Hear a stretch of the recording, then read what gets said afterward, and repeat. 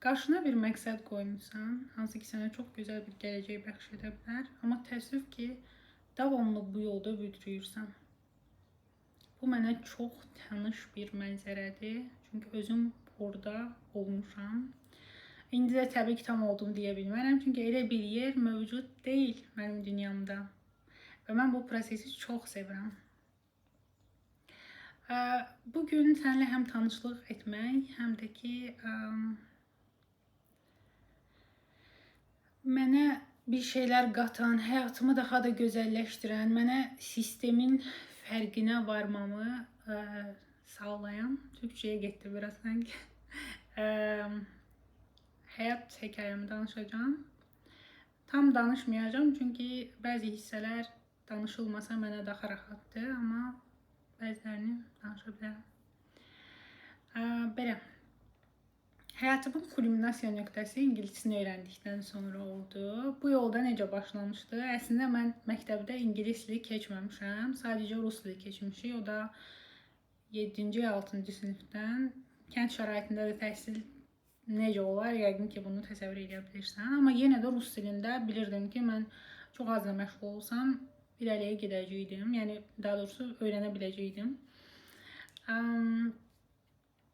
İngilis dilinə bağlı hələ heç bir planım yox idi. Ümumiyyətlə, fərqində deyildim ki, belə bir dili öyrənmək vacibdir. Hələ universiteti bitirəndən sonra başladım asan xidmətə başvurmağa. Daima bir öyrənmə yolundaydım. Seminarlara qatılırdım, özümə bir şeylər qatmaq istəyirdim. Oxuduğum ixtisasdan məmnun deyildim.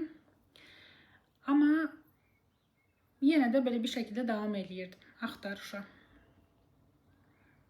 Bir gün bir tədbirdə ingilis dilli bir şəxs məndən nəsə soruşdu. Mən Happy Birthday sözünü Happy Birthday deyə oxuyan bir qızam. Ona görə hələ də xatırlamıram ki, o məndən nə soruşub. Amma onu bilirəm ki, mənim ona cavab verə bilməməyim və bunun qarşılığında onun o qəribə reaksiyası mənə çox pis hiss etdirmişdi özümü və deyərdim ki, utanmışdım. Təbii ki, bu mənə çox təsir elədi və ingilis dilini sökməyə başladım. Elə bir şey olmadı. Ondan sonra yenə bir müddət sonra sahildə yeriyərkən kimsə məndən yolu soruşdu və mən orada da uğursuz oldum. Çünki hələ hərf tanımırdım. Universitetdə zaten kəsilmişdim. Sonradan fərqinə vardım ki, mən hansı istiqamətdə gedirəmsə gedim, bu dil vacib bir dildir və mən bunu öyrənməliyəm. Və başladım kurslara baxmağa. 3 kursa getdimizə ikisinin elə sınaq dərsindən tərk elədim. Çünki bərbad tərz öyrədirdilər, yəni bildiyin ənənəvi üsulla. Digərində də deyəsən 2 dərs gedib, sonra heç bunu da istəməyib çıxmışdım. Kör peşman, belə deyim. Sonra çox gözəl bir müəllimə ilə tanış oldum. Həqiqətən mənə ingilis dilini sevdirdi.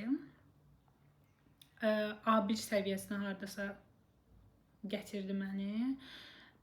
Sonradan təəssüf ki, bir gün ev günü ilə alınmırdı. Həm də ki, yəni çox səbəb var idi ki, mən artıq kursdan çıxmalıydım. Ondan sonra başladım özüm təkmilləşdirməyə və ingilis dilim elə bir nöqtəyə gəldi ki, məndə o özgüvən oldu ki, mən artıq o xəyalıma çata biləcəm. Hansı ki, ölkəni bilmirəm tam olaraq, amma o ölkə ki, mənə daha yaxşı bir gələcək vəd eləyəcək, belə deyim. Təbii ki, ağla gələn İngiltərə, Amerika ya da Kanada olur və Kanada mənə biraz realistik gəlmişdi. Universitetə başvurdum, qəbul aldım, imtahandan keçdim. Advisorlarla danışdım. Həqiqətən artıq sevinirdim, amma bir tərəfdən də rahat deyildim. Çünki bu ölkə tam olaraq mənim xəyalım deyil. Bu daha çox bir qaçış kimi idi. Çünki buradakı həyatım məni huzurlu hiss etdirmirdi. Hansı ki, bu mənim üçün çox vacibdir. Amma viza məsələsində zaten bilirsiniz, ona görə elə qaldı. Ümumiyyətlə, Amerika, Kanada bunlara viza alma, bu ölkələrə viza almaq çox çətindir. Adətən Avropada təhsil aldıqdan sonra rahatlıqla gedə bilirsiniz. Qarşımda seçim var idi ki, ya Polşaya, ya nə bilim Estoniya, bu ölkələrə təhsil yolu ilə gedim, orada işləyim. Çünki mənim üçün önəmli idi ki, mən gedib orada həm oxuyum, həm işləyim. Çünki mən hər zaman öz ayağımın üstə durmuşam. hər zaman maddi və mənəvi dəstəkçim olmuşam. Ona görə bu mənim üçün şərt idi. Və onu mənə vəd eləyəcək ölkənin Almaniya olduğunu sonradan bildim. Elə bil ki, mən Türkiyə Hava Yollarının ingilis dili bölməsində çalışırdım. Həmin mənə necə deyim, işarə kimi qəbul elədiyim o insan isə Alman dili bölməsində idi. Daha doğrusu başqa bir şirkətin Alman dili bölməsində idi, amma biz ortaq bir tanışın yanında qarşılaşdıq və mən onun yəni gedəcəyi barədə danışığını eşitdim. O mənim üçün də həqiqətən bir ümid oldu və yaxşı ki soruşdum. Dedim ki, yəqin ki illərlə bir təcrübə lazımdır ya da ki dili çox mükəmməl bilməlisən. O da dedi ki, dili yaxşı bilmək şərt deyil, minimal B1 səviyyəsində. Təcrübə isə illərlə yox, sadəcə bir neçə müddət işləsən belə, müddət deyəndə yəqin ki minimal 1 il işləsən belə bəs eləyir. Və mənə artıq o gündən ümid doğdu və mən başladım elə o gündən Alman dilini öyrənməyə başlamağa. Çünki artıq mənim həm işləyib, həm də pul qazana biləcəyim bir yer var idi və bu dəqiq idi. Həm də ki, ölkə olaraq da çox bəyəndiyim bir ölkə idi. Sadəcə bir ara demişdilər ki, oraya getmək üçün, nə bilim, balansında neçə minsə evro olmalıdır, belə bir şey.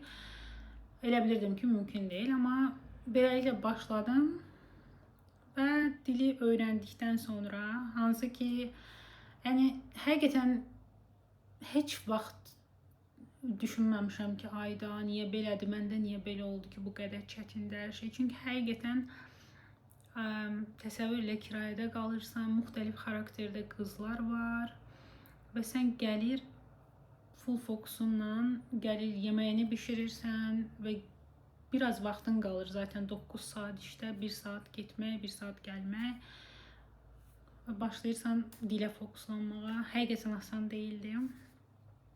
Bunların hamısını danışdım ona görə ki, həm tanışlıq olsun.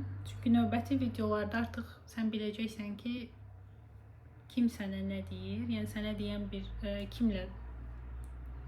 Çünki növbəti videolarda artıq sən biləcəksən ki, sən izlədiyin şəxs həqiqətən də sənə məsləhət vermək deməyək, məsləhət vermək üçün heç sevmirəm.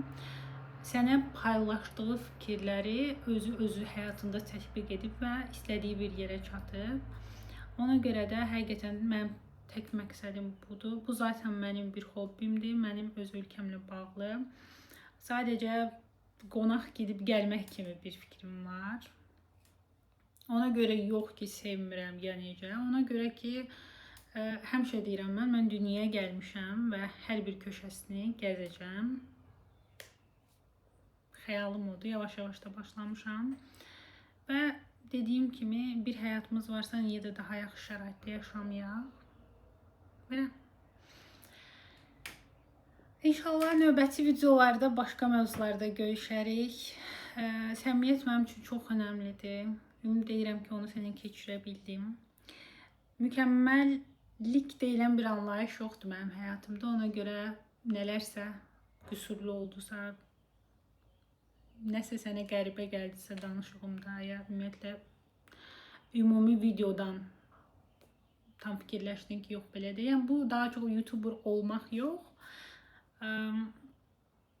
Həmişə sevdiyim bir platforma olub bura. Mən Instagram'ı zaten son bir ildir ki istifadə edirəm. Universitet vaxtı sadəcə qısa bir müddət istifadə eləmişdim. Facebook'u da dondurmuşdum. Həmin o özümü inkişaf elətdirməyə məşğul olduğum dönəmdə. Çox qəribə reaksiyalar alırdım buna görə ki, necə bir insan sosial şəbəkədə olmaz. Amma çalışıram ki, artıq daha sosial olum. Çünki şəkillər, videolar, yeni insanlarla tanışmaq hamısı həqiqətən bir xatirədir. Və təkliyin öz ayrı ləzzəti var. Amma insanlarla qaynayıb qarışmağın da həqiqətən başqa bir yeri var. Bunu mən restoranda işləyəndə fərqinə varmışdım. Danışılacaq çox mövzular var. Ümid edirəm ki, qismət olar. İzlədiyin üçün sənə təşəkkür edirəm. Hələlik.